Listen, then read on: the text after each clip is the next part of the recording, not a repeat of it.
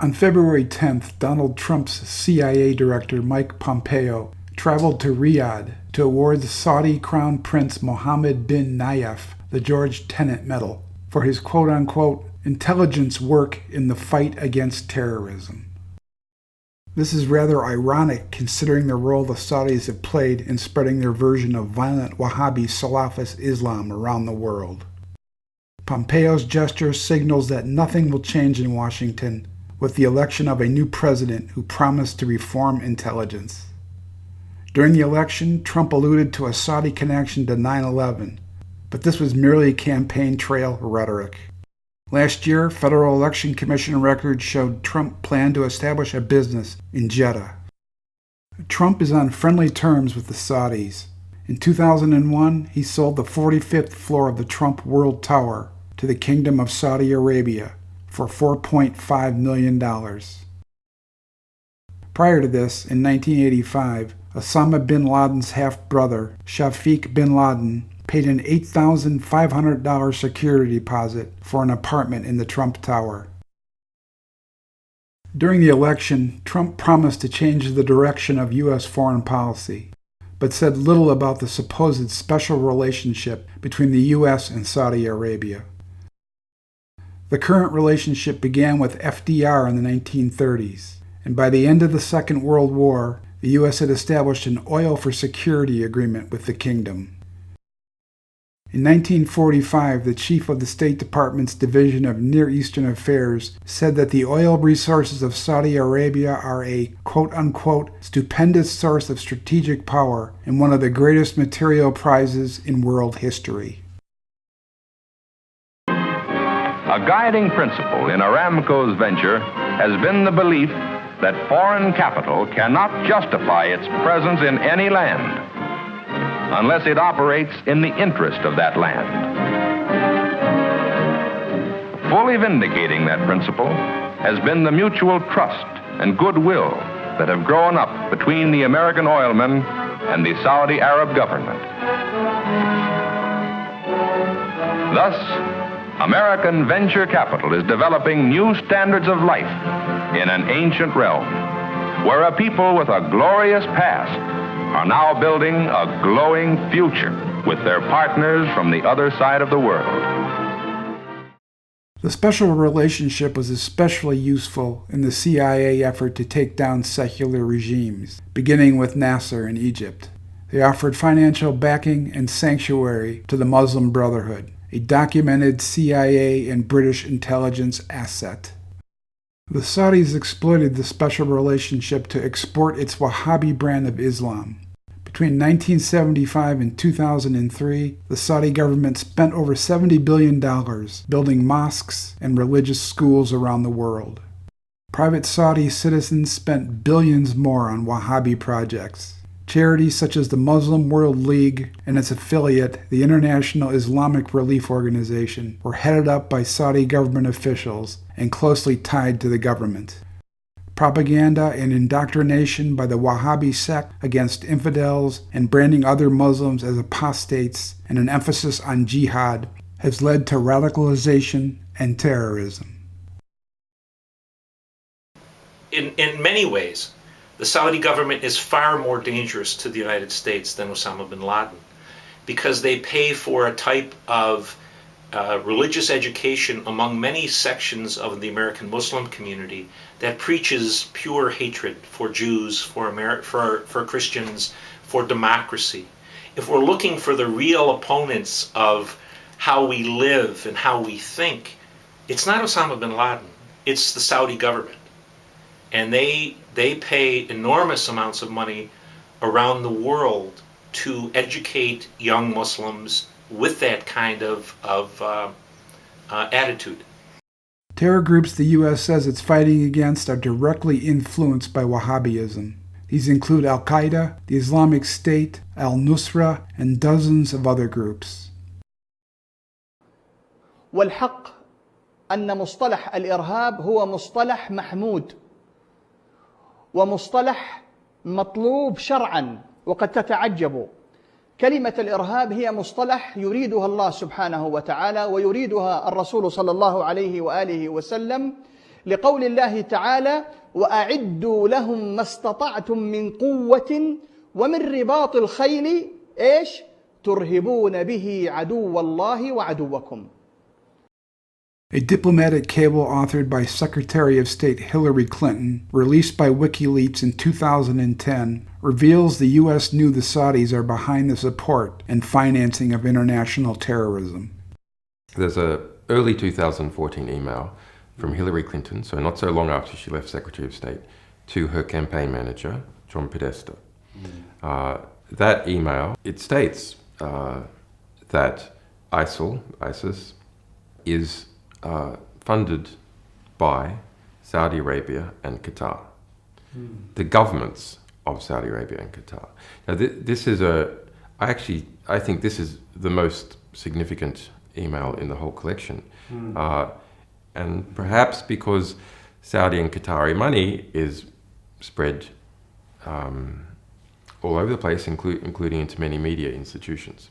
All serious analysts know, even the US government has mentioned or agreed with that some Saudi figures have been supporting ISIS, funding ISIS. Clinton said it's an ongoing challenge to persuade Saudi officials to treat terrorist financing emanating from Saudi Arabia as a strategic priority. During the election, Clinton demanded the Gulf Emirates stop funding terrorism. For starters, it is long past time for the Saudis, the Qataris, and the Kuwaitis and others to stop their citizens from funding extremist organizations. And they should stop supporting radical schools and mosques around the world that have set too many young people on a path toward extremism.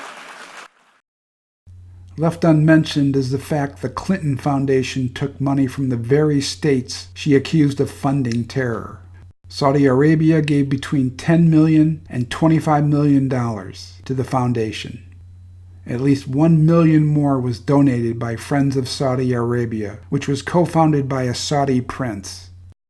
She also oversaw the sale of weapons to the Saudis while at the State Department.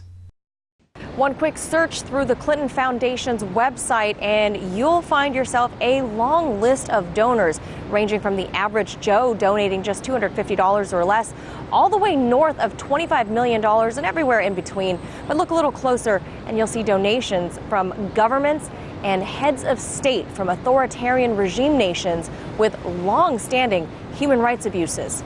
Countries like Saudi Arabia, who donated between $500,000 to $1 million to the Clinton Foundation just weeks before she was sworn in, found themselves with huge arms deals with the Clinton State Department. The Saudis were able to purchase advanced fighter jets from Boeing, a deal worth nearly $30 billion. The Gulf nation donated nearly $10 million to the foundation, leading up to Clinton taking the job as Secretary of State. Other nations include Kuwait, the United Arab Emirates, Oman, Qatar, and Algeria, just to name a few. Clinton didn't mention the fact the CIA is largely responsible for the growth of Salafist terror groups, most notably in Afghanistan, when the U.S. worked covertly to expel the Soviets in the 1980s. Both the Afghan Arabs, later al-Qaeda, and the Taliban were created from the ranks of the Mujahideen, financed by Saudi Arabia and the CIA. It's estimated the CIA spent around $3 billion on the covert war in Afghanistan. In total, the Saudis and its partners in the Gulf would spend around $40 billion on the effort. It was later discovered much, if not most, of the money was skimmed off and held at the notoriously corrupt BCCI bank. One of the most closely guarded secrets of the Cold War was America's role in supporting Afghan warlords known as the Mujahideen. The official story is that America backed these fundamentalists in response to the Soviet invasion of Afghanistan in December 1979. But that's not true. It was 6 months before the Soviet invasion, in July of that year, that President Jimmy Carter authorized $500 million to help set up the Mujahideen, a terrorist organization. The American people were completely unaware that their government, together with the British Secret Service, MI6, had begun training and funding Islamic extremists, including Osama bin Laden. Out of this came the Taliban, al-Qaeda, and September the 11th. President Jimmy Carter's national security advisor, Zbigniew Brzezinski, was largely responsible for organizing the covert war. He went to Pakistan in 1979 to urge on the Mujahideen to launch a decade-long war. U.S. National Security Advisor Brzezinski flew to Pakistan to set about rallying resistance. He wanted to arm the Mujahideen without revealing America's role. On the Afghan border near the Khyber Pass, he urged the soldiers of God to redouble their efforts. We know of their deep belief in God, and we are confident that their struggle will succeed. That land over there is yours. You'll go back to it one day because your fight will prevail and you'll have your homes and your mosques back again because your cause is right and God is on your side. In 2016, while appearing before a subcommittee of the House Appropriations Committee, Clinton admitted the United States created the Mujahideen, and subsequently the Taliban and al-Qaeda. I mean, let's remember here, the people we are fighting today, we funded 20 years ago. And we did it because we were locked in this struggle with the Soviet Union. They invaded Afghanistan, and we did not want to see them control Central Asia, and we went to work. And it was President Reagan in partnership with the Congress, led by Democrats, who said, you know what, sounds like a pretty good idea. Let's deal with the ISI and the Pakistani military, and let's go recruit these Mujahideen, and let's get some to come from Saudi Arabia and other places, importing their Wahhabi brand of Islam so that we can go beat the Soviet Union. And guess what? They retreated. They lost billions of dollars, and it led to the collapse of the Soviet Union. So there's a very strong argument, which is, it wasn't a bad investment to end the Soviet Union, but let's be careful what we sow because we will harvest. In December, it was reported Saudi Arabia is still funding the Taliban, despite insisting otherwise. In the 1990s, the Saudis and Pakistanis made secret deals with the Taliban and Osama bin Laden. The CIA and Pakistan's ISI gave the Taliban access to tens of thousands of weapons left over from the Soviet-Afghan War to supply tens of thousands of soldiers. In 1997, the Saudis, Pakistan, and the United Arab Emirates officially recognized the Taliban government. The Saudis would later obstruct an effort by the U.S. to investigate bin Laden and his activities in Afghanistan prior to the attacks of September 11, 2001. They also protected bin Laden and didn't interfere with al-Qaeda's effort to raise money, recruit and train operatives, and establish cells throughout the kingdom. In 1996, during a meeting monitored by French intelligence, the Saudis said they planned to reward bin Laden for his efforts to spread Wahhabism in Chechnya, Kashmir, Bosnia, and other places. In 2015, Zacarias Moussaoui, the so-called 20th 9/11 hijacker, claimed that members of the Saudi royal family had supported al-Qaeda. As part of a civil case that was brought against the Saudis by the 9/11 families, Moussaoui went so far as to name specific members of the Saudi royal family who had donated money to the terrorist group. Evidence the Saudis fund the Islamic State surfaced in 2016, when WikiLeaks released an email between John Podesta and Hillary Clinton. In the August 2014 email, Clinton said diplomatic pressure should be brought down on the Qataris and Saudis to stop them from assisting the Islamic State. Here is now another from the latest release of hacked emails from WikiLeaks. Hillary Clinton from August of 2014 claiming two U.S. allies, Saudi Arabia and Qatar, were funding and supporting ISIS. Quote, saying in part to an email to President Obama's then counsel John Podesta, we need to use our diplomatic and more traditional intelligence assets to bring pressure on the governments of Qatar and Saudi Arabia, which are providing clandestine financial and logistics support to ISIL and other radical Sunni groups in the region, end quote. The United States has also been accused of supplying the terror army. In 2015, a report issued by Amnesty International found that most of the Islamic State's weapons came from the United States. While the NGO says the equipment was looted and taken from Iraqi military forces, other reports say military supplies were airdropped to ISIS. The jihadi group posted a video online showing a cache of weapons. معدات عسكرية معدات إضافية هذه بعض الأسلحة العسكرية التي ألقتها القوات الأمريكية للأحزاب اليابجية واليابكية.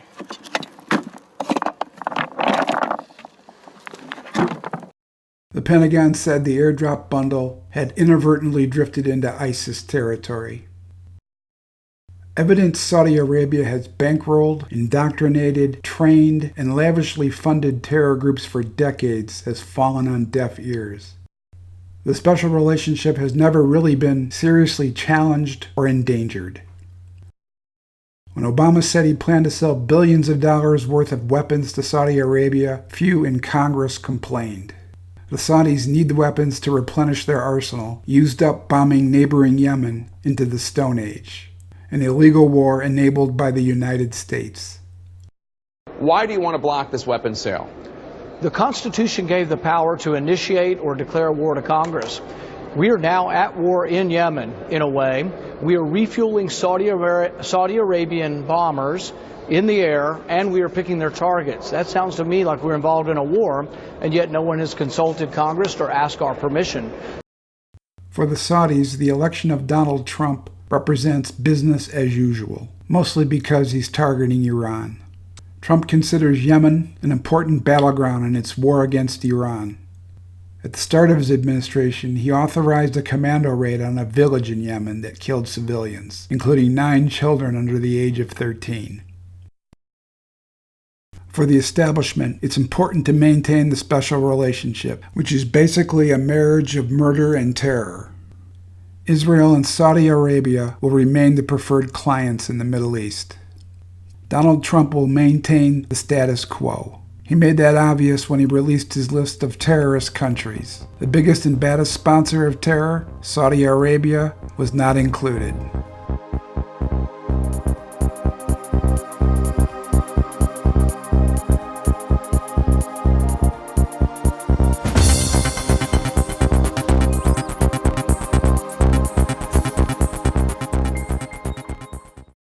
For just a small subscription fee, you can become a member of the Newsbud community and help keep this website running.